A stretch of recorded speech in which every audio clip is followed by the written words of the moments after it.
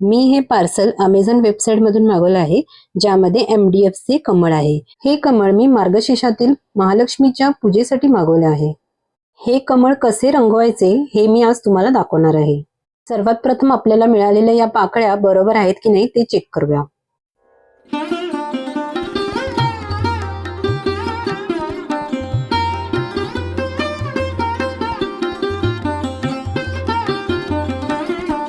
या पाकळ्या या छिद्रामध्ये अशा घालायच्या, म्हणजे त्या व्यवस्थित अशा उभ्या राहतात।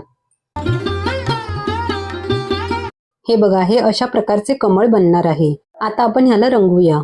सर्वात प्रथम आपण या बोर्डला व्हाईट कलर मारणार आहोत, ज्यामुळे आपण त्या व्हाईट कलरच्या बेसवर जो कलर मारू तो उठून दिसेल। त्यासाठी मी इथे ॲक्रेलिकचा व्हाईट कलर घेतला आहे। मी या कलरमध्ये थोडे पाणी मिक्स केले, त्यामुळे हा कलर थोडा पातळ झाला। पण हा कलर डायरेक्टली मारला तर हा व्यवस्थित जाड असा बसतो, त्यामुळे पाणी मिक्स करू नका, त्यामुळे तो पातळ होतो।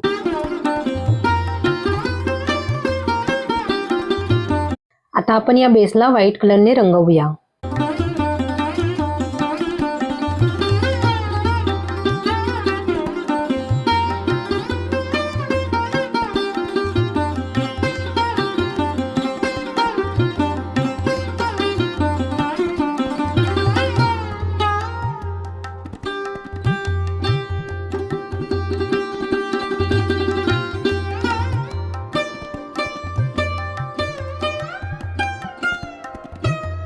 हे कलर काम करत असताना खाली पेपरचा वापर करा, जेणेकरून तुमची फरशी खराब होणार नाही।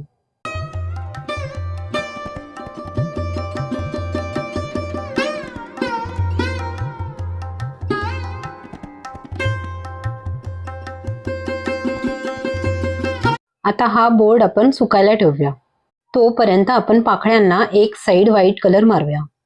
एक पाकळी रंगून झाली की ती सुकण्यासाठी ठेवायची आणि दुसरी पाकळी रंगवायला घ्यायची। अशा प्रकारे एक एक पाकळ्या आपल्याला सगळ्या रंगवून सुकायला ठेवायच्या आहेत।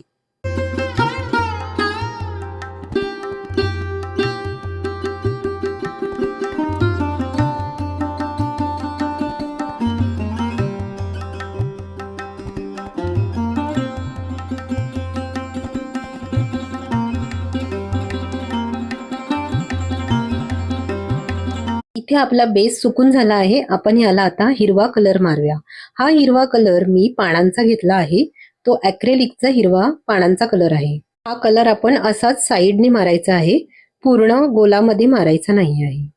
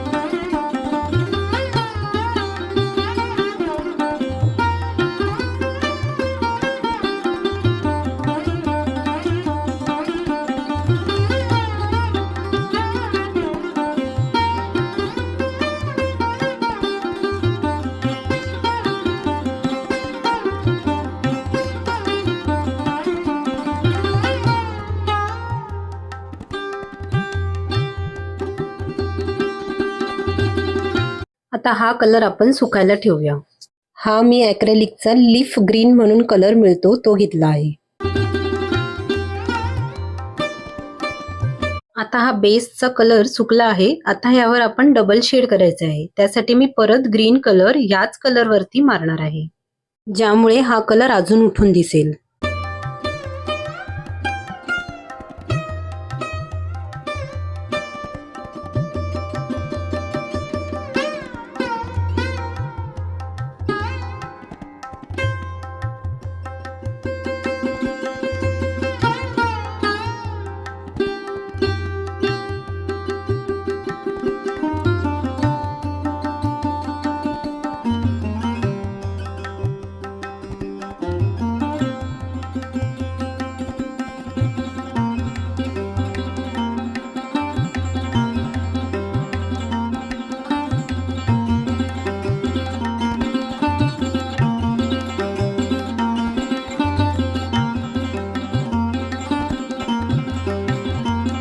आता हा आपला सेकंड कलर मारून झाला आहे, आपण तो सुकायला देऊया. आता ह्या ज्या पाकळ्या आहेत त्याच्या दुसऱ्या बाजूला सुद्धा व्हाईट कलर मारला आहे आणि तो सुकला आहे, त्यामुळे आता आपण याच्यावरती गुलाबी रंग मारूया. हा कलर आपण एक साइड मारून सुकवून घ्यायचा, त्यानंतरच दुसऱ्या बाजूने कलर मारायचा आहे.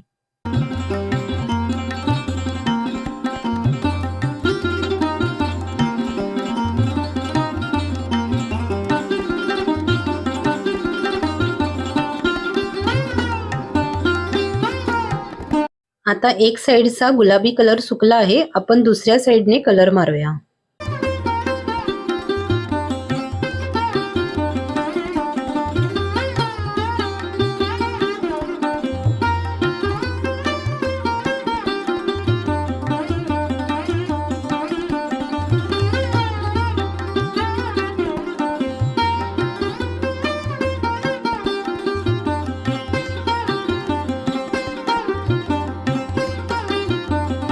हे बघा, या पाकळीला दोन्ही साइडने कलर मारून झाला आहे. आता आपण ह्याला डबल शेडिंग करूया.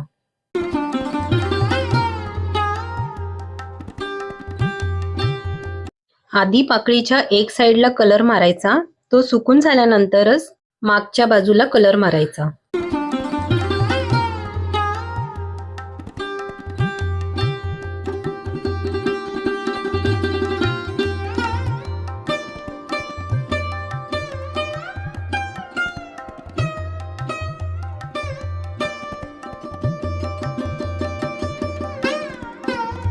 अशा प्रकारे या पाकळ्या आपल्याला रंगवून घ्यायच्या आहेत.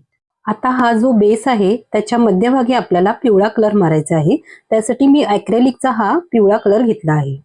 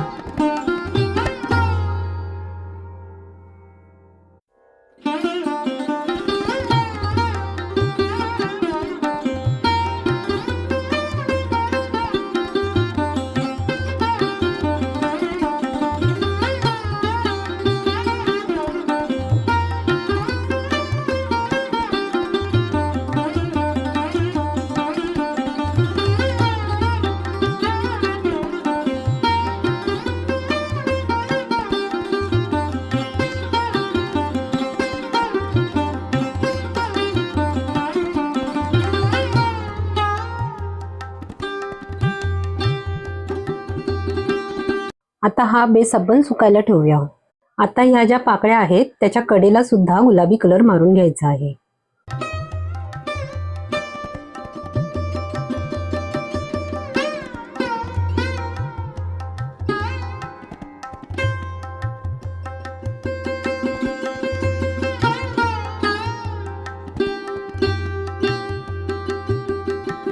हे कलर डबल शेड केल्यानंतर सुकण्यासाठी 2 ते 3 दिवस लागतात.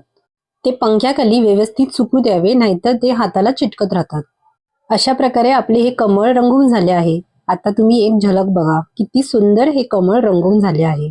अशा प्रकारे आपण अगदी सोप्या पद्धतीने देवी आईसाठी सुंदर रंगीत कमळ तयार केले आहे. मनापासून आणि श्रद्धेने केलेली ही छोटीशी सेवा देवी आईला नक्कीच प्रिय ठरेल. तुम्हालाही हे कमळ आवडले असेल तर व्हिडिओला लाईक करा, कमेंट करा आणि चॅनलला सबस्क्राईब करायला विसरू नका. पुन्हा भेटूया अशाच नवीन व्हिडिओसह. तोपर्यंत धन्यवाद.